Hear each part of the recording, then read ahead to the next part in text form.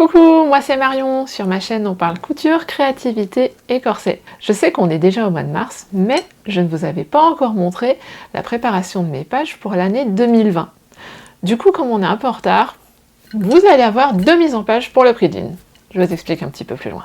Il paraît qu'il y a des gens qui remplissent un bullet journal par an. Moi, je suis un petit peu plus gourmande en pages. Du coup, en 2019, j'ai rempli non pas un, non pas deux, mais 3 journaux, plus le plus gros d'un cahier dans lequel je mets mes réflexions au jour le jour, un peu comme mes pages du matin, inspirées par Julia Cameron. J'ai commencé quelque chose qui s'approchait du bullet journal en 2018, avec ce qui était un gros agenda qui m'a permis de perfectionner un peu ma façon de ranger mon journal. Je m'en sers pour m'organiser en faisant des to-do list à la journée, à la semaine, au mois. J'y mets des petits dessins de mon quotidien, j'en ai déjà parlé dans une des vidéos précédentes. Je m'en sers pour faire un journal vraiment au sens où je note les choses marquantes pour en garder une trace et un souvenir. Et j'ai des pages qui me servent à prendre des notes pour des projets. Typiquement, ce script a été pris en note dans mon journal. Pour 2020, je m'étais acheté un journal Covadis Life Journal. Je dois dire que le papier est absolument top, il résiste très très bien à l'aquarelle. Il est d'un beau blanc, j'ai beaucoup aimé travailler dans ce journal.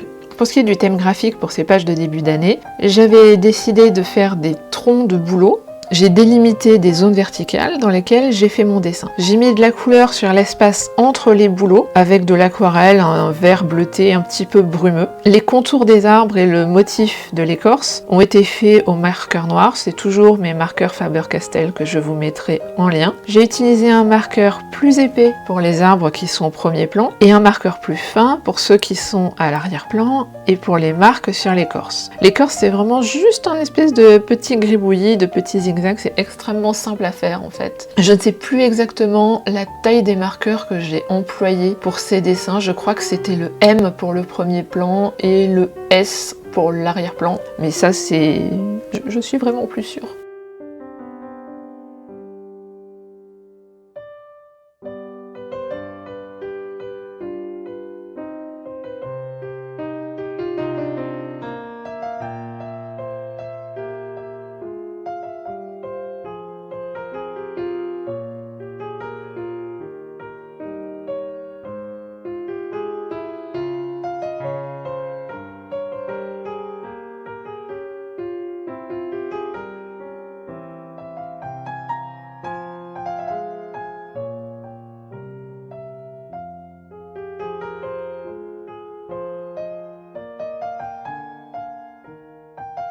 Les limites de la zone sont faites avec du washi que je vais ensuite enlever, ce qui va me laisser un bord très net à tous mes dessins, à l'aquarelle et au trait.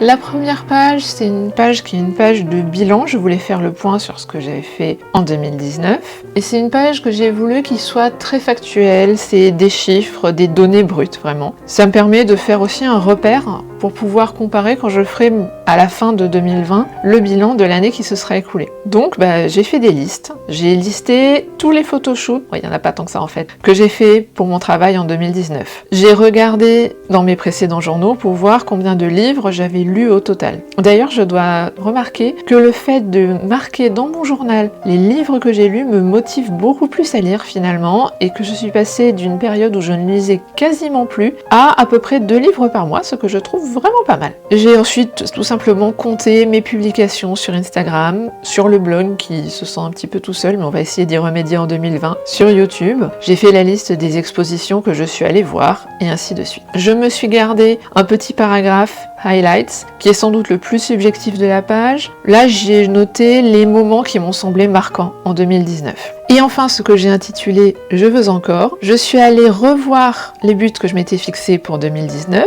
J'ai vu ce qui n'avait pas été atteint et ce qui est encore d'actualité, parce qu'il y a des choses que je m'étais notées pour 2019 et qui sont moins prioritaires cette année. Sur la page d'après, on voit un petit peu mieux comment j'ai procédé, donc peindre l'espace entre les troncs. Je peins à l'aquarelle et comme vous voyez, vraiment le papier réagit super bien. C'est une deuxième page de bilan, un petit peu plus subjective cette fois-ci. L'idée c'était de noter vraiment comment je me sens en ce début d'année. J'ai divisé cette page en 4 parties, un côté mind and body pour à la fois le plan physique et le plan psychique, vraiment comment je me sens, comment j'ai l'impression que 2019 s'est passé. La deuxième partie, partie, c'est focalisé sur mon entreprise et son développement. Ensuite, il y a mes relations avec les gens, globalement. Et pour finir, mon entourage physique, mon lieu de vie. C'est un petit peu plus fourre-tout pour tout ce qui reste. J'ai repris ces 4 catégories, à quelques différences près, pour mes objectifs de 2020.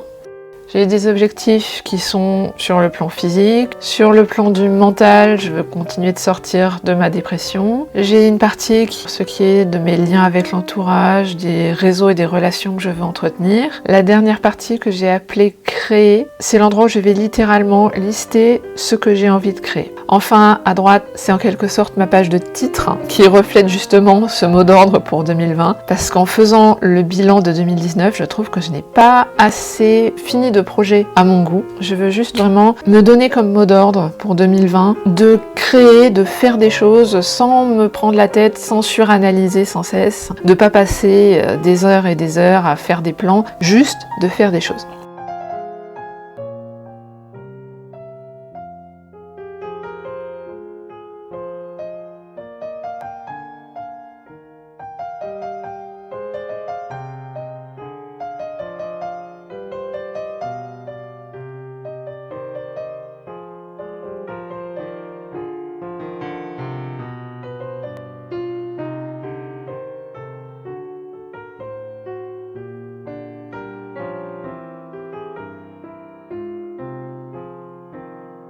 Cette année, je voulais voir un petit peu les différents endroits où vont mon temps et mon énergie. Donc du coup, ce que j'ai fait, c'est que j'ai un calendrier. Comme vous voyez, c'est un calendrier de 4 mois parce que je sais que ce journal ne va pas me durer tellement plus que ça. Et là, sur la page de droite, j'ai tous les projets que j'ai en cours. Les projets qui étaient à finir à début 2020, il y en a un qui est fini d'ailleurs depuis. Tout ce qui est nouveaux projets, les choses que j'ai vraiment envie de faire, ce qui me permet aussi de faire une liste de projets de qu'est-ce que je veux faire. Un petit peu de tricot et j'ai aussi de la place pour tout ce qui est projet de commande. Le temps que je passe à préparer les articles de blog, à préparer les vidéos. Et comme je fais aussi des retouches cette année, j'ai décidé de prendre aussi des rendez-vous, d'accepter les retouches parce qu'il n'y a plus personne qui le fait dans mon quartier sur Saint-Martin-d'Hers et que je trouve que c'est quelque chose d'important à faire, de pouvoir réparer ses vêtements plutôt que de les jeter et d'en racheter. Du coup, je voulais voir quand même le temps que ça me prenait pour voir si c'était effectivement quelque chose qui allait pas être trop chronophage et qui allait me laisser de l'énergie pour les gros projets qui sont quand même ceux pour lesquels mon cœur bat le plus. Donc chacun va se voir attribuer une couleur. Alors pour les gros projets, ils ont chacun leur couleur pour des choses comme le blog, la vidéo, la retouche, c'est une couleur pour l'ensemble de ces articles-là. Et ensuite, chaque jour où je travaille dessus, ça va être un point si j'ai passé du temps pour y travailler et juste un trait s'il s'agit d'un rendez-vous de discussion ou d'un rendez-vous pour poser ou récupérer une commande. Donc comme ça, en plus, vous voyez à quoi ça ressemble une fois que ça commence à être rempli. Je pense que je vous ferai un retour dans une prochaine vidéo, sans doute quand je passerai au prochain carnet pour voir comment ça a fonctionné. J'espère que ça me permettra de voir un peu mieux où va mon temps.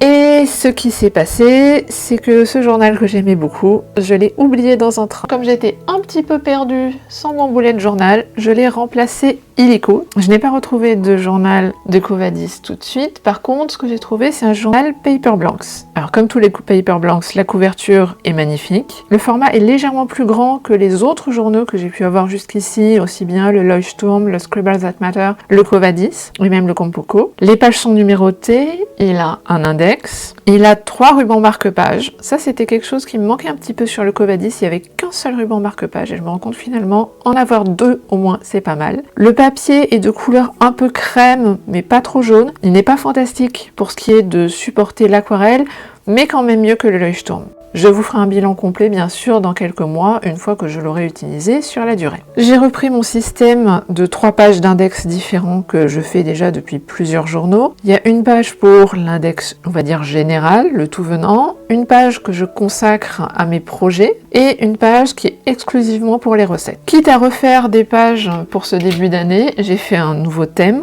à base d'encre dorée et de motifs végétaux. Pour ce qui est du matériel, j'utilise donc une encre dorée de chez Colorex. Elle est superbe, elle fait des reflets magnifiques. Par contre, je vous préviens, c'est une plaie. Pour écrire dessus, j'ai fini par m'acheter un Posca noir fin. C'est ce qui est resté le plus efficace sans être parfait. Pour la page de titre, j'ai repris la même devise que j'avais mise dans mon journal d'avant. J'ai écrit 2020 en très gros, j'ai rempli les chiffres en doré et en dessous, j'ai plus ou moins calligraphié, pas forcément de façon très habile, la même devise que j'avais mise dans le journal précédent parce que j'allais pas en changer juste parce que j'avais perdu le journal. Et j'ai associé donc à ça des motifs végétaux, des feuilles, des fleurs, des tiges et une espèce de cadre en fait, mais sans bordure. J'ai simplement délimité au crayon une zone autour des chiffres que je viens remplir petit à petit comme je viens remplir les chiffres dorés avec mes motifs végétaux. Du fait de mes problèmes pour écrire par-dessus l'encre, je suis obligée d'alterner un petit peu entre écrire sur l'encre dorée qui donne beaucoup de mal au stylo et écrire sur le papier où ça se passe mieux. Et donc je viens rajouter ces petits motifs même tout autour de la devise. Elle ressort un petit peu mieux en réalité que ce que vous voyez sur la vidéo, mais j'ai quand même voulu la souligner un peu plus, la rendre un peu plus épaisse pour qu'on la voit mieux.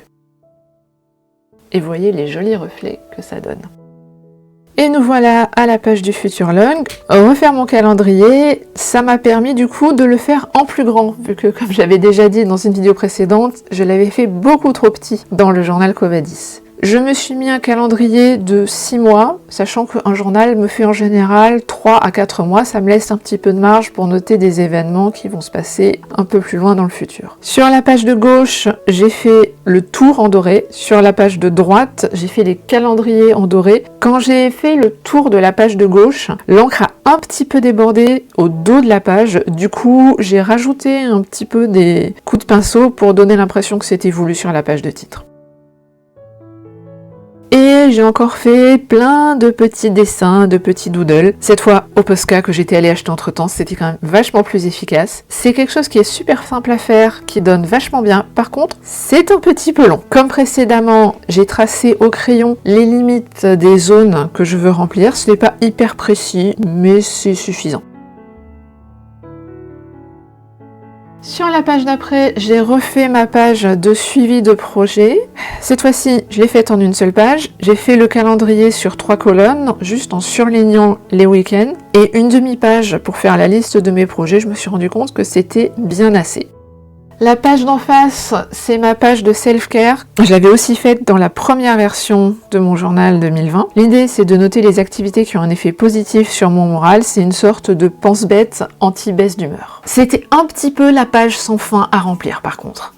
On passe donc à ma page de lecture. J'ai repris exactement la même mise en page que dans mon précédent journal. C'est une pile de livres que je dessine. Je viens colorier un livre lu et je marque sur la tranche le nom de l'auteur, le titre. À droite, j'ai une liste de livres auxquels je veux jeter un œil, que je veux relire, que je veux me procurer. Des suggestions qu'on a pu me faire. Pour que ce soit un petit peu plus esthétique, j'ai dessiné des livres de différentes formes, de différentes tailles, de différentes épaisseurs. J'ai utilisé un marqueur un petit peu plus épais, je crois que c'est le Posca pour faire les contours, et pour mettre quelques petits détails à l'intérieur, un marqueur plus fin, je fais des petits traits au bord pour donner l'impression qu'on voit un petit peu les pages.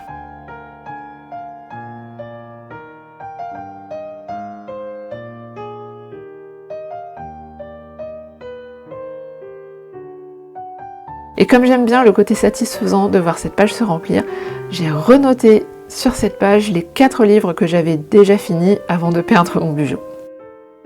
À droite, j'ai refait cette page un petit peu fourre-tout que je fais dans tous mes journaux, que vous avez donc déjà vu sous plusieurs formes. J'ai juste inversé graphiquement par rapport à la page de gauche, c'est-à-dire que j'ai mis le texte à regarder en doré et autour, j'ai laissé un fond clair sur lequel je suis venue tracer mes petits dessins de végétaux. On arrive à la double page suivante qui est celle où je viens planifier mon contenu. C'est une page que je fais toujours en début de journal, que ce soit ou non une nouvelle année. Comme vous voyez, j'avais déjà commencé à la remplir vu que je me suis servi de ce journal avant d'avoir le temps de finir la décoration de toutes les pages. Sur cette double page, j'ai mis une bande dorée au bord sur laquelle j'ai rajouté encore les mêmes petits motifs. La page de blog a eu un encadré doré dans lequel je vais mettre le calendrier de mes publications publications prévues. Et à gauche, il y a juste une liste non classée des thèmes que je veux aborder, des idées de posts que je peux avoir. C'est le même principe pour la liste sur la page des vidéos. La seule différence, c'est que l'encadré me sert à noter les polices de caractère que j'emploie. Ça me sert à avoir des vignettes qui sont toujours les mêmes, c'est une sorte de référence. Et voilà, c'est tout pour aujourd'hui. J'essaie de vous lister en bas dans la barre d'infos tout ce qui peut être intéressant niveau matériel, si ça vous intéresse de reproduire les mêmes mises en page que j'ai faites. Je vous mets aussi les liens vers mes réseaux sociaux, n'hésitez pas à aller y faire un petit tour, surtout que là on est en mars et c'est le moment de March Meet the Maker, donc il va y avoir plein de choses intéressantes et beaucoup plus de publications que d'habitude sur Instagram. On se retrouve bientôt pour une nouvelle vidéo. Logiquement, ça devrait plutôt être de la couture, mais il est possible que je glisse un petit peu de bullet journal vu que j'ai pas mal de contenu en retard de ce côté-là. À bientôt!